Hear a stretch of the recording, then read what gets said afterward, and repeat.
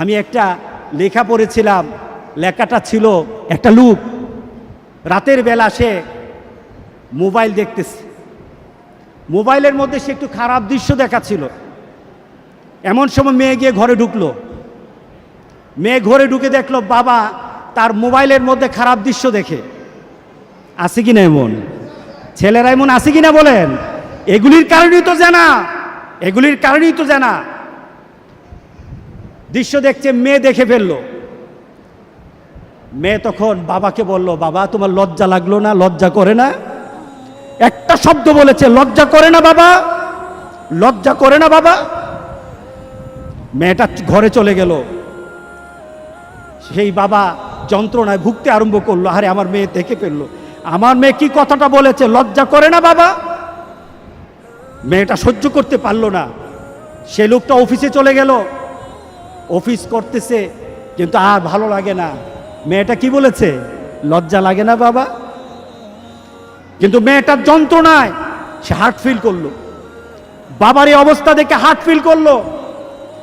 মেয়েটা এরপরে মারা গেল। বাবা যখন বাড়িতে ফিরে আসলো, মেয়েটা বাবার মাথাটা নোয়া, লজ্জিত একটা মুখ। এখনই আমার মেয়ের সাথে দেখা হলে আমার কানে বাজতেছে, আমার মেয়ে আমাকে বলেছে লজ্জা লাগে না বাবা। আমি কিভাবে আমার মেয়ের সামনে যাব, আমি কিভাবে আমার মেয়ের সামনে যাব?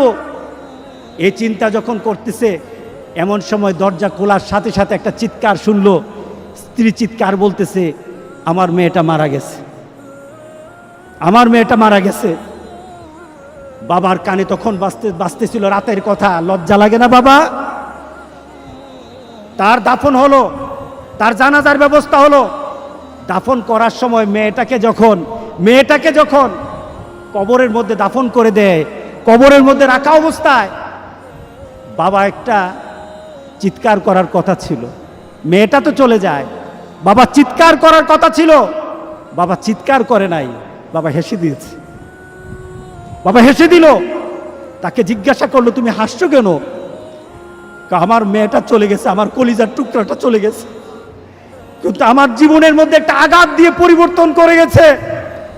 যেই নীতিতে আমি আমার চরিত্রকে নষ্ট করছি, আমার ঈমানকে নষ্ট করে দিতেছি, আমার মেয়েটা হারিয়ে ফেলেছি, কিন্তু আমি আমার আখিরাতকে বুঝে ফেলেছি, আমি আমার আখিরাতকে বুঝে ফেলেছি। আজকে সমাজের যারা প্রিভেন্টিভ করছেন না, আপনি চিন্তা করছেন আপনার মেয়েটা কিন্তু একদিন আপনার জন্য বিপদ হয়ে যাবে, আপনার জন্য বিপদ হয়ে যাবে। এই মেয়েটা যদি চরিত্রবান হয়, তাহলে আপনার জন্য এটা কাল হাসুরের দিন আপনার জন্য অনেক কিছু পাওয়া হবে। আর এই মেয়েটা যদি চরিত্রহীন হয়, তাহলে মনে রেখে দিয়েন, আপনার মেয়ে কিন্তু আপনাকে ছাড়বে না, আপনার মেয়ে আপনাকে ছাড়বে না।